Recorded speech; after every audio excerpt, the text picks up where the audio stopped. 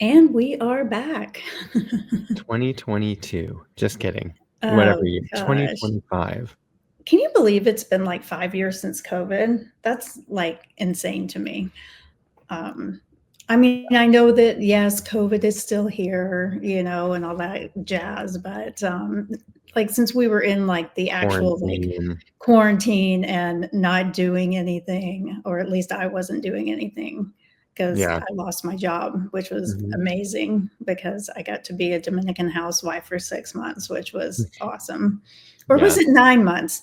It was either 6 or 9 months. Either way, I did a lot of rum drinking during that time. We all did a lot of drinking, and yes, that's one thing that we've carried over, Amanda. Yes. We haven't lost that. But welcome to 2025, and welcome to Forbidden, the podcast where we discuss the disgusting, the dark, and the disgraceful. In our unmentionables, we've slipped into something more comfortable, and hope you are doing the same. Welcome. My name is Amanda Kamada. And I am Blake Roberts. And this is our new limited series, Corruption. Get ready to explore the chilling overlap of crime and power as we uncover the cases where true crime meets political intrigue. From high-profile scandals and criminal conspiracies to unsolved mysteries with ties to the corridors of power, we're investigating the hidden stories shaping our society. Join us as we pull back the curtain on the crimes that blur the line between law and influence. This is going to be a fun one, I think, because we both hate politics, and we've talked about that so many times. And we have the inauguration coming up and all of that good stuff. So, an interesting time to cover some political corruption topics. It is. I guess first of all, we should just say we're recording this. So this episode is airing on January 6th, but we're recording on December 31st. So it is New Year's Eve for us, and I think we need to do a quick toast. Absolutely. I'm actually wearing my little disco ballish color bikini top this evening, or bikini, I guess I should say, as a little bit of festive tribute to the ball drops all over the nation.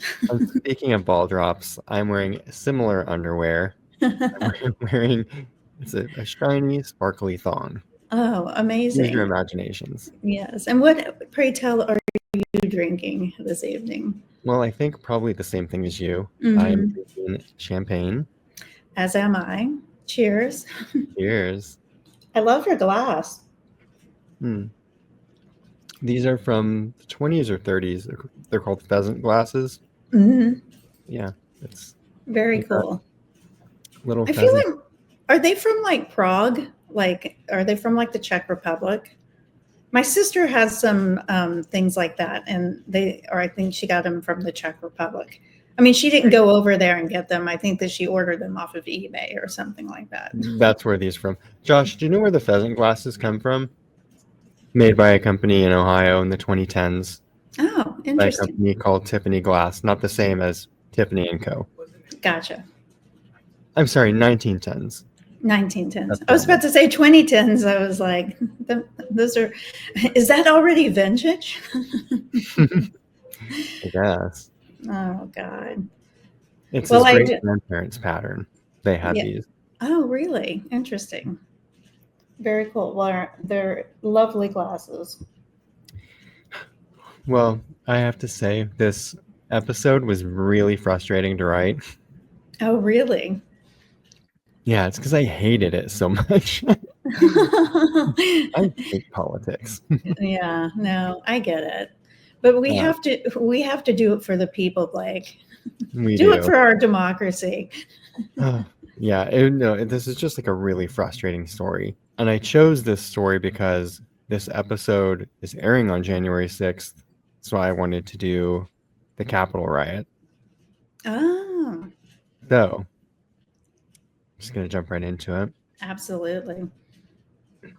On January 6, 2021, an unprecedented assault on the U.S. Capitol left a lasting scar on American democracy. According to a Justice Department report released in July 2021, Approximately 140 Capitol and Metropolitan police officers were criminally assaulted during the attack. Oh my God, I had no idea it was that many. Tragically, there were a number of deaths attributed to the riot, which I'll touch on at the end. Okay. The attack caused an estimated $1.5 million in damage to the Capitol building. In the aftermath, the House of Representatives moved swiftly. On January 13th, 2021, by a vote of 232 to 197, they adopted a single article of impeachment against President Donald Trump for incitement of insurrection. However, at the Senate trial in February, 3 weeks after Trump left office, he was acquitted. Only 57 senators voted to convict, falling 10 votes short of the two-thirds majority required. Law enforcement agencies launched a massive investigation following the attack. During the first year, the FBI and Justice Department arrested more than 725 individuals, charging them with crimes such as assaulting law enforcement, destruction and theft of government property, and obstruction of an official proceeding. However, challenges persisted. And I actually don't want to spend too much time talking about the actual event because I think we all sort of know. So I wanted to talk about some of the characters and organizations behind the scene. Okay. Yeah, because I know what happened, but I don't know why it happened, how everything came together, that sort of thing. So I'm really interested to hear the story. And there was honestly so much information. It was too much to unpack in this episode. So I, as always, encourage people to do their own research. But this should shed some light on some of that. So, Enrique Tarrio grew up in a conservative, business-oriented family in Miami. His parents immigrated from Castro's Cuba. They divorced when he was young, but stayed friends and co-parented him. At 15, Tarrio admittedly started hanging out with the wrong crowd, and by 20, he was convicted of stealing a $55,000 motorcycle, earning him 3 years of probation, community service, and restitution. Later, he got married and moved to a small North Florida town to run a poultry farm. He got divorced and then moved back to Miami. In 2012, Tarrio faced more trouble, getting sentenced to 16 months in federal prison for a scheme involving rebranding and selling stolen diabetic strips online. He says this That's time... a random crime. I thought so too. Like, how do you even get into that? Yeah, like how do you even? I mean, first of all, I wouldn't even know that you could do that. But even if I did know it, it's not like at top of mind for something that I would do that was criminal. Right, like maybe he got an associate's degree at Yes. his local community college on Miami-Dade Community College. selling stolen diabetic test strips. So he says that time in prison made him confront his mistakes. Tarrio has a complex history that includes a period as a federal and local law enforcement informant. Court records reveal that after his 2012 arrest, Tarrio cooperated with authorities, assisting in various investigations involving drugs, gambling, and human smuggling. This cooperation was confirmed by both a former prosecutor and transcripts from a 2014 federal court proceeding. So he's like done his time, and it sounds like he's like trying to make things right? Like he's doing what he can to help authorities, etc. Mm-hmm. His assistance reportedly led to the prosecution of over a dozen individuals on federal charges. In response to these revelations, Tarrio acknowledged his prior cooperation, but denied ever working against the interest of his associates. And I didn't really know what that meant, but the interest of his associates sounds like maybe acquaintances that are still a little shady to me. Yeah, for me, it's like I'm doing this, but I'm not ratting on you. It sounds very mafia-ish. Yeah, like he probably got some sort of like commuted term or something by doing this, by being an informant, right? Right. So he's doing it maybe because it's just a way out. He stated that his efforts were aimed at reducing his own sentencing and assisting in cases unrelated to his own activities. This aspect of his past contrasts sharply with his later role as the leader of an organization often in opposition to government authorities. Interesting. So the Proud Boys, under Tarrio's leadership, were involved in various high-profile incidents, including the events at the U.S. Capitol on January 6, 2021, and Charlottesville. Right. Okay. I forgot about Charlottesville. Okay. Mm-hmm. Tarrio himself was arrested shortly before the January 6th events on charges related to the destruction of property during an earlier demonstration. So I think it was literally 2 days before January 6th, because he had planned on attending. He was arrested. In May 2017, he volunteered at a party hosted by far-right commentator Milo Yiannopoulos. I don't know if I'm getting that right. It's Greek to me. His Miami mansion was decorated with controversial signs like "Deport your local illegal" and "Feminism is cancer." Oh. So this is Milo Yiannopoulos' house. I'm sure that immigrant thing went over really well down here because we have no immigrants whatsoever. Well, it's just sort of shocking to me too. And he is an immigrant himself, Exactly. by the way. Yeah. Yeah. Oh, and by the way. Mm-hmm. Yeah. So there at this party, Tarrio met Gonzalez, a Proud Boys member, who encouraged him to join the group. Tarrio says I don't have a full name. It just said Gonzalez. So, that it's like Cher. It's just Gonzalez. Gonzalez. Tarrio says he was drawn to the group's founder, Gavin McInnis. Quote, "I kind of liked Gavin. I really believe conservatism is what's going to save America." So now a little bit more about Gavin McInnis.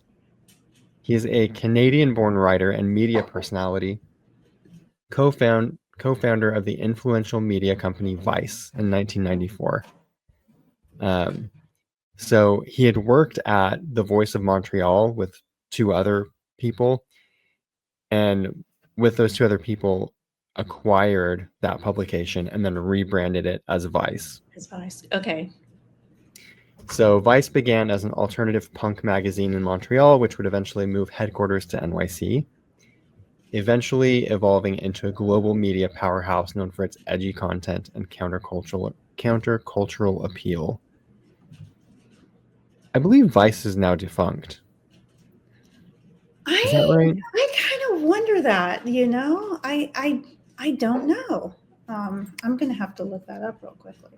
I fully intended to look that up, and I just got sidetracked doing other stuff here, but I had an acquaintance that worked at Vice for a long time, and... It's still around. Okay. It is still around. It's under new leadership as of 2023, but it is still kicking.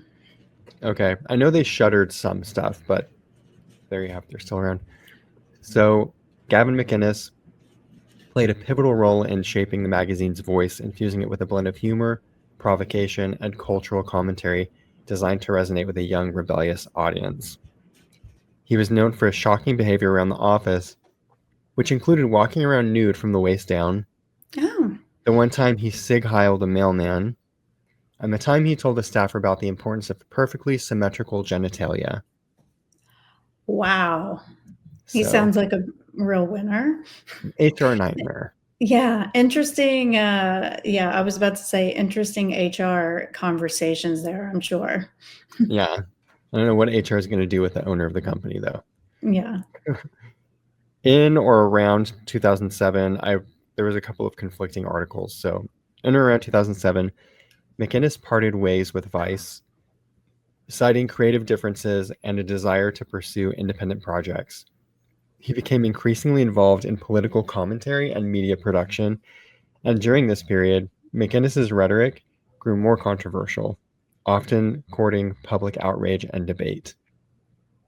And then again, conflicting dates. In either 2015 or 2016, McInnis founded the Proud Boys. a self-described Western chauvinist organization. Wow. So read between those lines. So a Canadian started this? Uh-huh. This is absurd. Okay. Yeah. The group quickly garnered attention for its provocative actions and confrontational stance during political demonstrations. McInnis's leadership and the group's activities drew widespread criticism, with many labeling the Proud Boys as a far-right extremist organization. Facing mounting scrutiny, McInnis announced his departure from the Proud Boys in 2018, stating that his decision was, quote, a gesture intended to alleviate legal pressures on the group. Despite his resignation, the Proud Boys continued to be associated with violent incidents and extremist ideologies, leading to increased law enforcement attention and public condemnation. So, a little bit more about the Proud Boys. The Proud Boys have 4 degrees of initiation. I just thought this was a fun place to start. So first, publicly declare you are a Proud Boy. I mean, I'm a Proud Boy of a different type, so I get the first one, right? Yeah, seems okay. Seems harmless. The second one, name 5 kinds of cereal while you're being pummeled by other members. And I can also get behind this, or technically in front of it, because if I'm going to get pummeled by a bunch of men, I think I can work through 5 cereals. Yeah. What would your first cereal be that you listed? Fruit Loops. I knew it. For some reason, I was going to say Fruit Loops. Go on. Third, get a Proud Boys tattoo and abstain from porn and masturbating. And this is where they lost me. Yeah, I got something to talk about porn later in the show. Just that says a thing to me. But yeah, this now they've lost me. Yeah, I lost here. We're going to circle back on porn later. Yes. And then fourth, endure some sort of hardship for the cause, like fighting with Antifa, being doxxed, or getting fired. I could get fired. I mean, I've been fired before. So, I mean, I've got 3 out of 4 of these covered. So, I mean, if they a Proud Boy, Amanda. Yeah, if they could just let up on the porn thing a little bit, maybe. And if you were a white male. Yeah, well, that's true. That's true. And certainly they don't want somebody who's transgender. So I'm not going to be able to go through surgery to be a Proud Boy. Right. Best wishes. Yes. So the Proud Boys is a right-wing extremist group known for its violent, nationalistic, Islamophobic, transphobic, and misogynistic views. Despite their former leaders' denial of racism, the group's actions and rhetoric have been widely criticized for promoting hate and bigotry. Of course. So they constantly, publicly, in press, etc., are saying that they are not racist. But then there's all of these, social media posts and threads of, extremely racist and, hate-focused memes and things like that. Yeah. So... members of the Proud Boys have been involved in numerous violent incidents, often clashing with counter protesters at political events. Their participation in the January 6th Capitol insurrection was particularly notable, with members leading groups of rioters engaging in acts of destruction and assaulting law enforcement officers. This event led to the arrest of over 57 members and affiliates of the group. The group's ideology is rooted in opposition to feminism and the promotion of traditional gender roles, often venerating the housewife and expressing misogynistic views. They have also been associated with anti-immigrant sentiments and have been known to threaten, intimidate, or violently assault anti-racism protesters. So there you have it. They're racist. Yeah. I mean, come on. If you are getting, into fights with those people, then that means you're racist because they're fighting for people not to be racist. So is this just white hood fits? I mean, this is just one level under the KKK. Right. For real. I mean, it's like a gateway. Yeah. Into that. Yeah, because They actually are making their identities and stuff public and stuff like that. They're not scared, like the KKK, they won't show their faces and stuff. And, I mean, they should. If they feel like they are that fucking, that they know everything, then show your face, like it's such a coward organization, and horrible. And I can't believe that it still exists, but this seems like it is a very fine fucking line between that and like an organization that goes way deep into it. Yeah. And they appeal to, and what's scary about it is they appeal to people who share some Of their like ideology. far-leaning views, Mhm. like maybe one or two things, and it's an easy way to hook people, right? Right. So in the wake of the Capitol insurrection, key leaders of the Proud Boys faced significant legal consequences. Former national chairman Enrique Tarrio and other prominent members were convicted of seditious conspiracy and received substantial prison sentences. Despite the breakdown of their national leadership structure and increased legal scrutiny, the Proud Boys continue to be a cause for concern due to their extremist views and propensity for violence. Their actions underscore the ongoing threat posed by such groups to democratic institutions and societal harmony. So I'm not going to spend a lot of time on this, but I quickly wanted to cover a couple of other groups that were associated with the January 6th insurrection, starting with the Oath Keepers. Have you heard of this one? I've never heard of this in my life. I hadn't either. So the Oath Keepers was founded in 2009 by Stuart Rhodes, a former armor paratrooper and Yale-educated attorney. This far-right organization claims to defend the U.S. Constitution against perceived federal overreach. The group gained popularity during the Obama administration, growing to tens of thousands of members, many of whom were veterans, law enforcement officers, and even elected officials.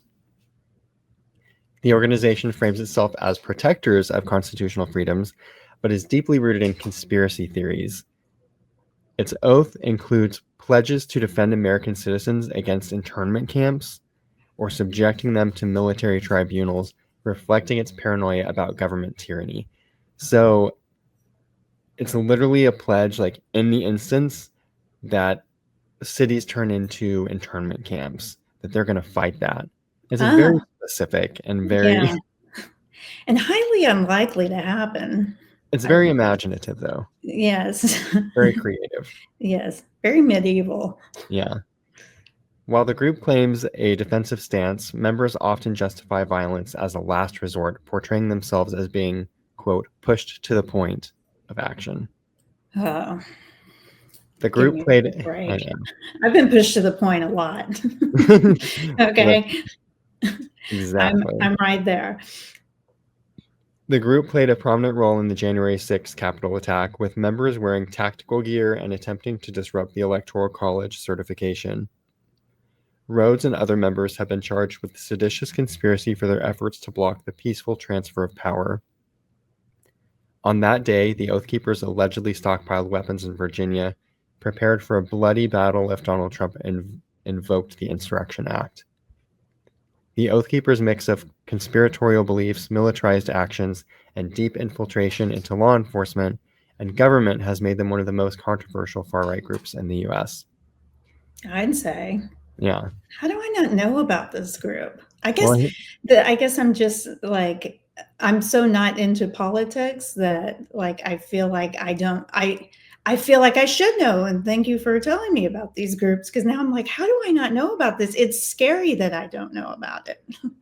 Well, here's another one, Amanda. All right. So this is called the Groyper Army. Have you heard of it? No, but I just about had champagne come out of my nose. Oh, I love a good spit take. So the Groyper Army is a loose-knit coalition of far-right activists who align themselves with the ideology of Nick Fuentes, a white supremacist and host of the America First podcast. The group gained attention for targeting mainstream conservative organizations, which they accuse of promoting watered-down conservatism. Fuentes and his followers often confront groups like Turning Point USA, asserting that such organizations fail to uphold a genuinely America First agenda. So the Groypers claim to represent Christian conservatism while opposing immigration, globalism, LGBTQ plus rights, and feminism. I would like to say a big fuck you to this organization right now. I know it's still, when I read this, it's still sort of shocking to me that like feminism really, Yeah. like it feels like we're at a point now where I mean, for God's sakes, it's even so topical. I mean, it is like there's always like equal pay and obviously now again, like pro-choice abortion abortion rights rights and and stuff like that, for sure. healthcare. So it But is very much back. and I think that shows how absurd all of those things are, though, that we are in the year 2025 now, and these things are still like topics, you know, or things that are being taken away from, you know, women and stuff. And I mean, everybody, you know, even the LGBTQ, you know, community, all that kind of stuff. It's just like, but the feminism thing is just like, come on, that happened way before, you know, the gay rights movement and stuff like that. So it's like, can we just like stop already? And Leave it be. just like let it be as it was. Oh, it is so annoying. And this is why you can tell this is why I was frustrated doing this story. Just having to think about this stuff. Yeah. So despite Fuentes framing the movement as rooted in traditional values, the group is associated with overtly racist and anti-Semitic rhetoric. Their actions frequently involve disruptive tactics at public events, where they challenge mainstream conservative leaders on issues they perceive as insufficiently nationalist or pro-white. A prominent figure within the Groyper movement is Patrick Casey, who also leads the white supremacist American Identity movement. Casey and Fuentes have used their platforms to attract young, disaffected conservatives and push far-right agendas. By leveraging social media and public forums, they aim to influence the broader conservative movement and shift it toward more extreme positions. The Groypers accuse mainstream conservative organizations of silencing dissenting voices like Fuentes and failing to adequately challenge progressive policies. The Groyper Army remains a significant force within the far-right ecosystem, promoting a blend of ultranationalist and white supremacist ideologies under the guise of traditional conservatism. So Fuentes and other members of America First were present at the insurrection, and Fuentes was quoted as saying, "This is awesome. We have been beat up and betrayed and spit on and stepped on for decades, and to see the tables turned for once was a little bit refreshing." And then he was seen that day giving a speech near the Capitol, where he said, "Keep moving towards the Capitol. It appears we are taking the Capitol back." So, Wow. That's actively what happened. participating. Do we know like approximately like how many people are in said organizations? Like, is it like millions of people? Is it, From yeah, what I is could gather, it might not be quantifiable because, um, you know, maybe you don't sign, like your name isn't like associated, like, do you have a membership card? You know, or right? do you just show up somewhere after you've become unhinged one day and say like, oh, I'm a Proud Boy now, but you know. That it is, I think it is difficult to quantify because Proud Boys specifically at one time did have like a national leadership, which included Enrique Tarrio. Right. But since then they have broken up just into like state chapters, so it's more difficult to track. And to your Right. point, I don't know that there's like an official registration. Yeah. Yeah. Or So, like, a coin that you get. It's like, do you wear a certain special ring? Are right. you branded somewhere? Like, I don't Proud know. boy cock ring. I knew that was going to come up for some reason. Um, I guess what I'm saying is it kind of scares me. I mean, to know that these types of people are out there and that's what caused that day. Like, I think if you weren't there, it was something that you watched and said, like, oh my God, this is egregious. How can this be happening right now? How bad is this going to get, sort of thing? Hmm. But I don't think that a lot of people appreciate the severity of like what it could have been. Right. Do you know what I mean? Yeah. Like, it feels like it was not swept under the rug per se, but I mean, that could have gotten really, really bad. Yeah. It could have gotten much worse for sure. Yeah, not that it didn't get bad, but, I think we haven't paid enough attention to it. Because Hmm. if you ask me anything about, like, 9/11 or something like that, I can tell you about it. I've watched so many documentaries on it. I've watched everything from like the people jumping out of the buildings to the planes crashing and all that kind of stuff. And I could tell you a lot of information about that, but I couldn't tell you until this, like talking to you right now, like half of like how this happened or what was going on and why we should be concerned about it. And I think probably too, and I don't want to speak for anyone else, but how I felt about it was that it seemed sort of desperate and pathetic to me. Not that it seemed like a joke, because obviously it was a serious thing, Yeah. but in a lot of ways, to me, it felt sort of laughable. And I think that's because you're thinking specifically about Arizona and that one guy, that one rioter who was arrested, and I think he was one of the more public facing ones, like because he was wearing a costume, and Yeah. but it just seemed like major eye rolls from me. You know what I Yeah. mean? Well, the guy that there was like the guy who they found in Nancy Pelosi's office, and he had his legs kicked up on her, desk and that sort of thing. He was like from Arkansas. And I was just like, of fucking course you were.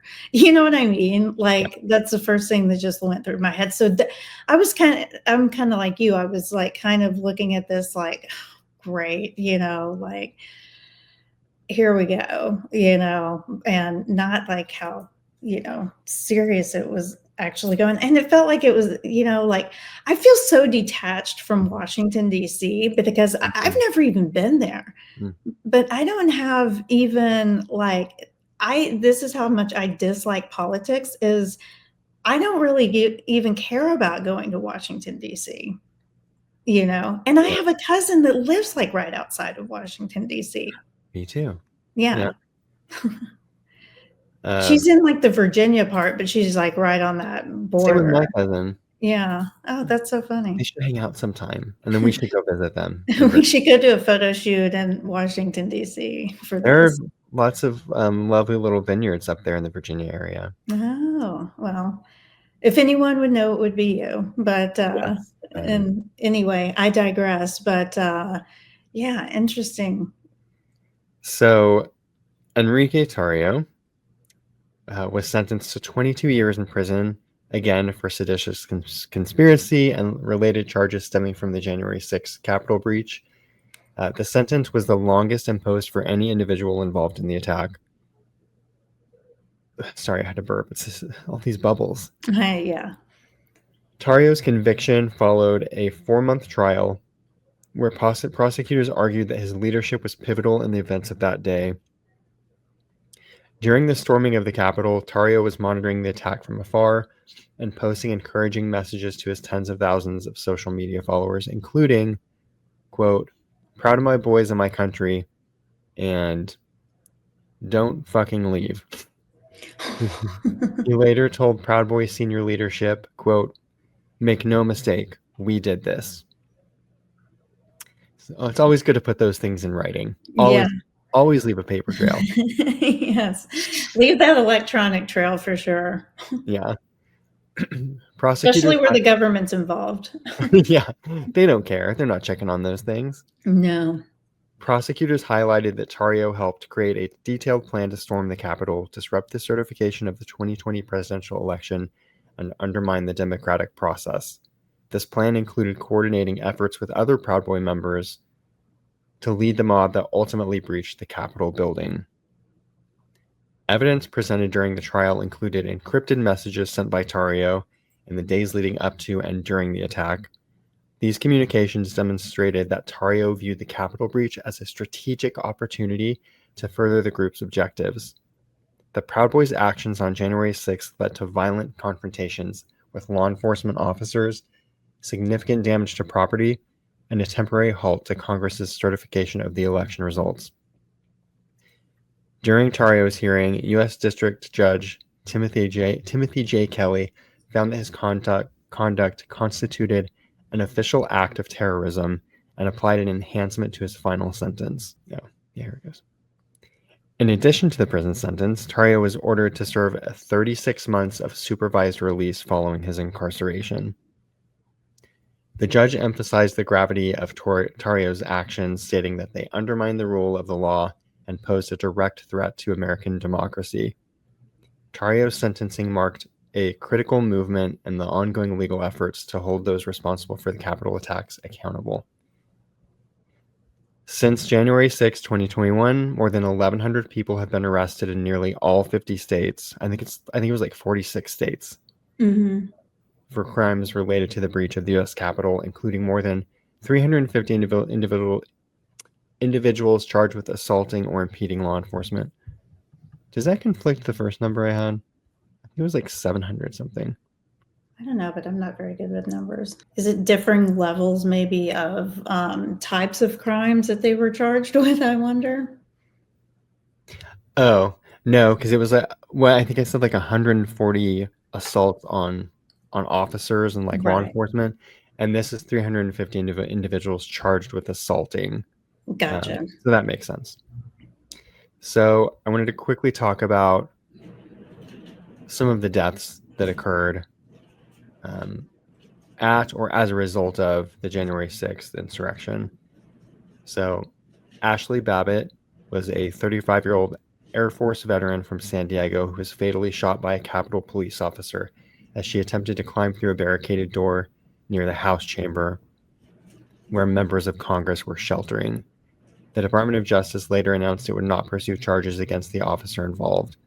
So the officer shot her because he was defending the Capitol. Yeah. Yeah.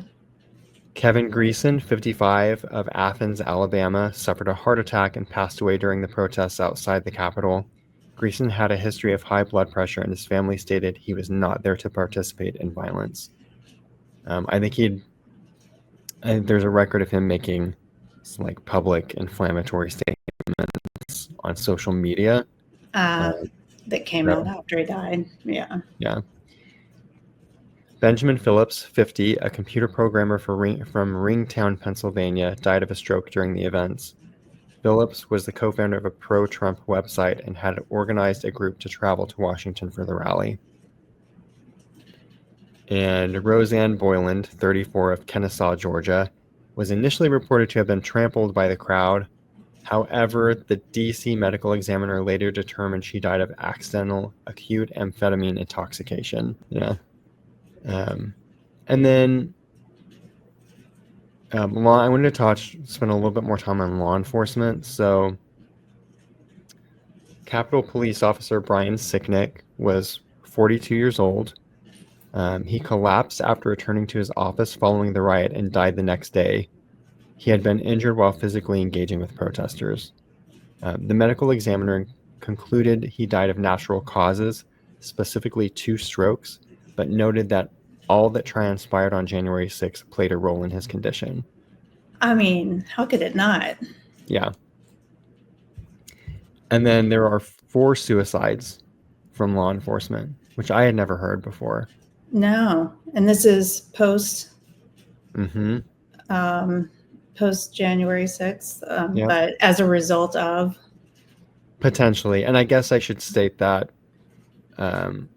it's difficult to say like Obviously. definitively, Yeah, because that person's not there to explain right. themselves or their actions, but I can give a little bit of background.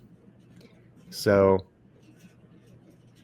51-year-old Howard Liebengood was a U.S. Capitol Police officer.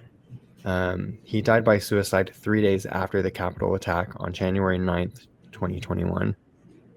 Liebengood was a 15-year veteran of the Capitol Police. His family stated that he had been deeply affected by the events of January 6th, where he served on the front lines, and his death brought attention to the mental health toll of the riot.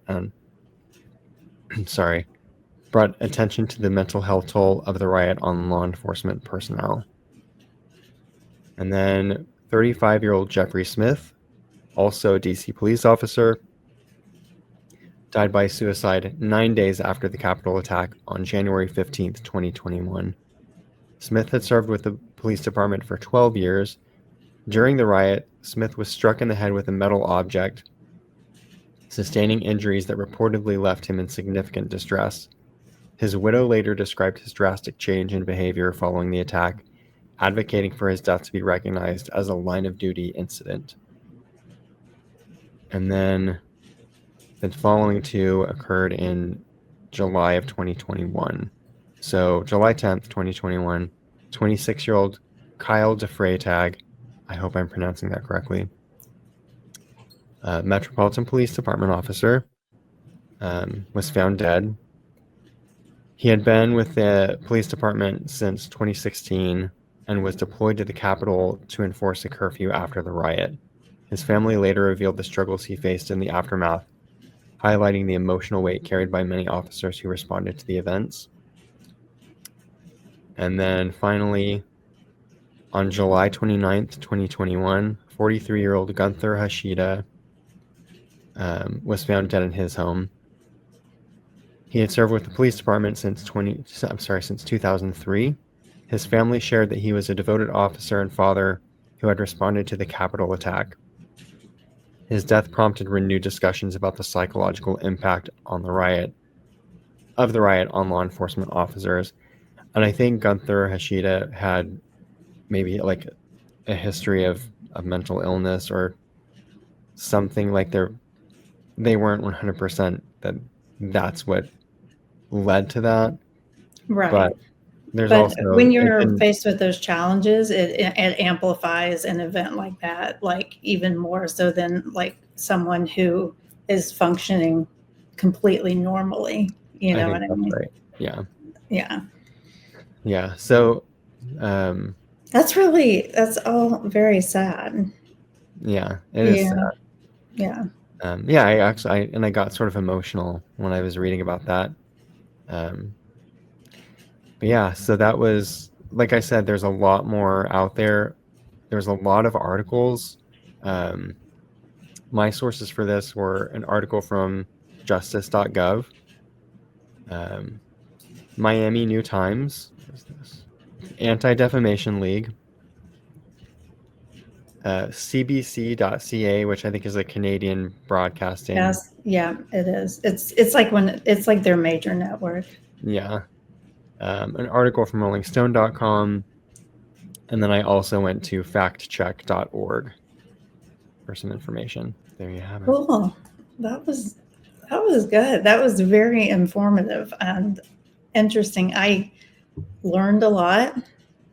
I learned that there are a lot of people to be frightened of here in the United States. Yeah. Yeah. And particularly, I feel like I'm troubled too, because I think that they probably own guns and stuff, and I feel like now that I'm outside of New York City, and I'm sure that you know where I'm going with this because you're in Arizona and I'm in Florida, like I feel like I'm a part of it, sort of, because although I live in a very progressive area of the state, it's a very not progressive state at all.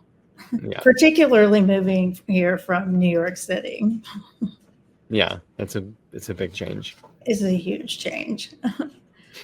Yeah.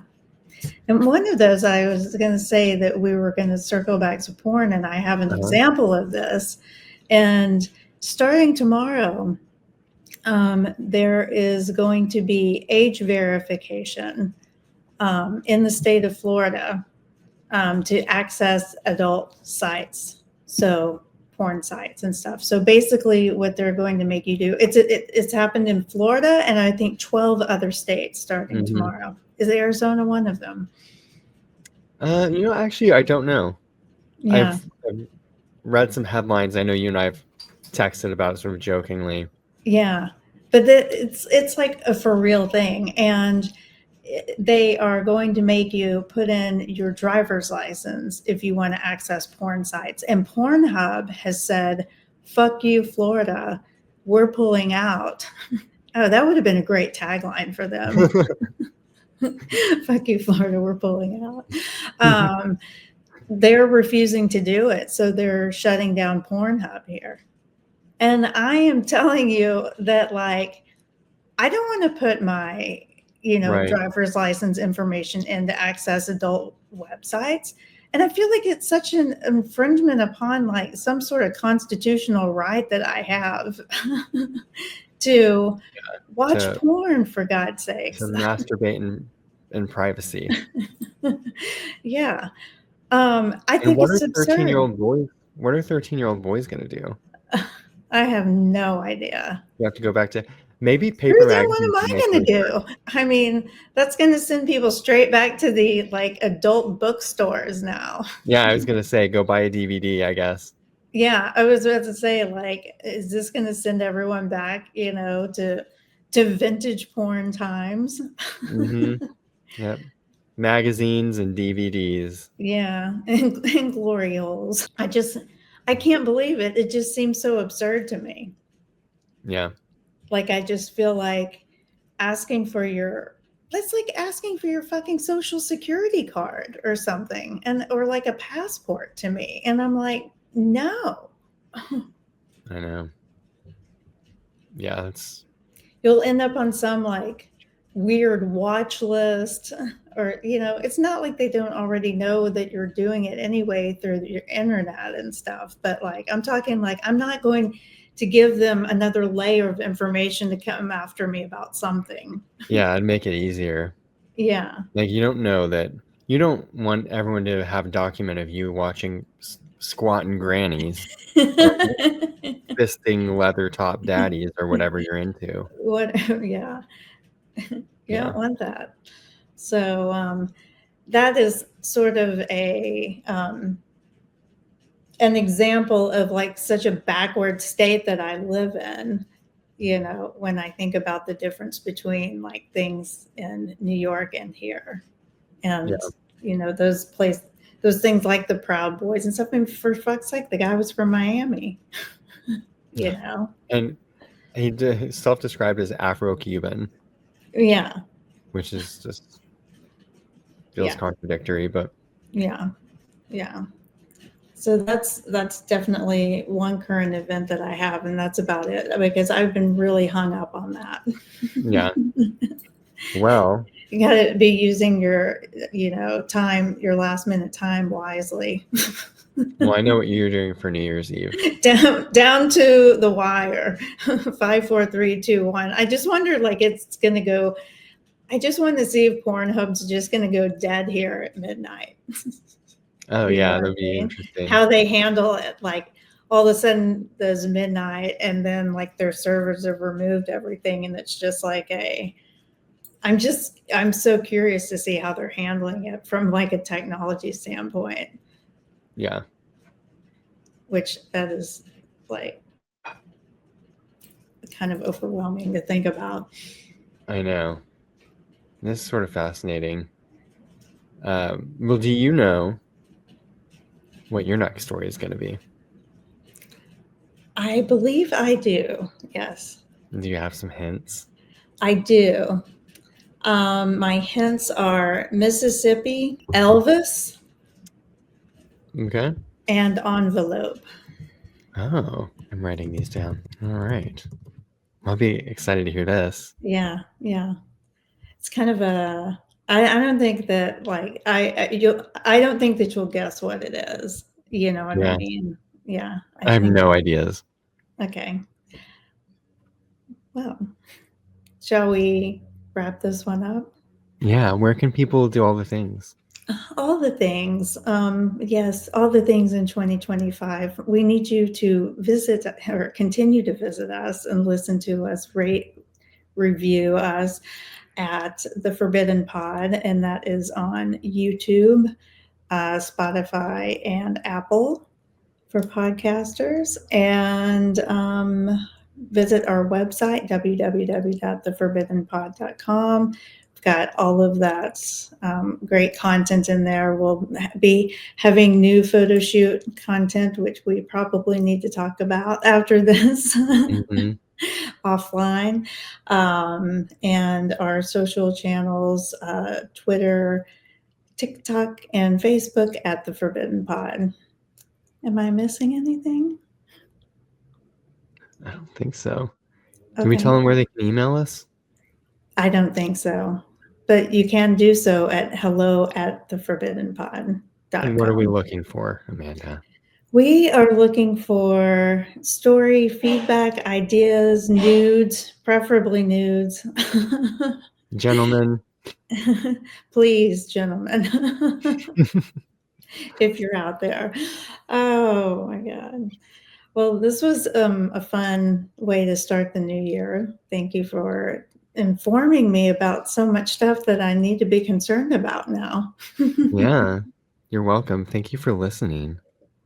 You know, I was like actually wondering, we can maybe talk about this in a follow-up episode or something like that, is I wonder how many people of these people are going to be pardoned when Trump comes into office. Mm. There who were sentenced and, you know, those sorts of things. That'll be interesting, I think. But that's another topic for another day. And I'll leave you with that, listener. All right. Yes. And listener, we thank Thank you.